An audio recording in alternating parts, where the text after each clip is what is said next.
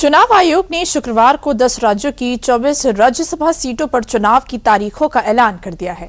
24 राज्यसभा सीटों के लिए 18 जून को मतदान होगा और उसी दिन नतीजे भी घोषित किए जाएंगे। ये चुनाव किन किन राज्यों की कितनी सीटों पर होंगे, देखिए इस रिपोर्ट में।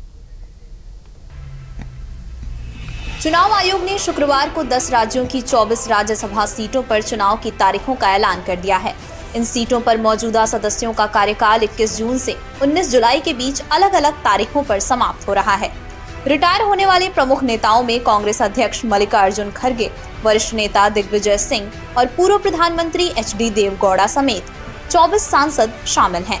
आखिर किन राज्यों में कितनी सीटों पर कब मतदान होंगे, अब ये भी जानते हैं। राज्यसभा की 10 राज्यों की 24 राज्यसभा सीटों के लिए 18 जून को चुनाव होगा। चुनाव आयोग 1 जून को नोटिफिकेशन जारी करेगा।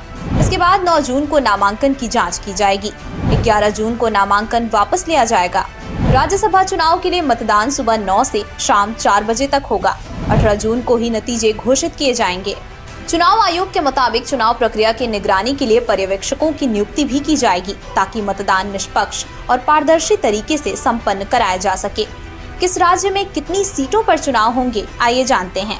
राज्यसभा चुनाव आंध्र प्रदेश, गुजरात और कर्नाटक की 4-4 सीटों पर होंगे। मध्य प्रदेश और राजस्थान की 3-3 सीट, झारखंड की 2 सीटों पर होंगे और मणिपुर, मेघालय, अरुणाचल प्रदेश और मिजोरम की 1-1 सीट पर होंगे।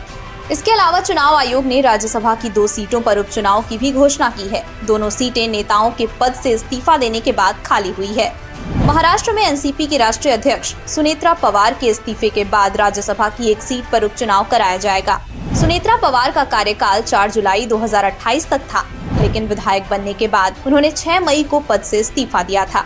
वहीं AIADMK नेता CV षणमुगम का कार्यकाल 29 जून 2028 को समाप्त होना था, लेकिन 7 मई को तमिलनाडु विधानसभा चुनाव के मैलाम क्षेत्र से विधायक बनने के उन्होंने इस्तीफा दे दिया था।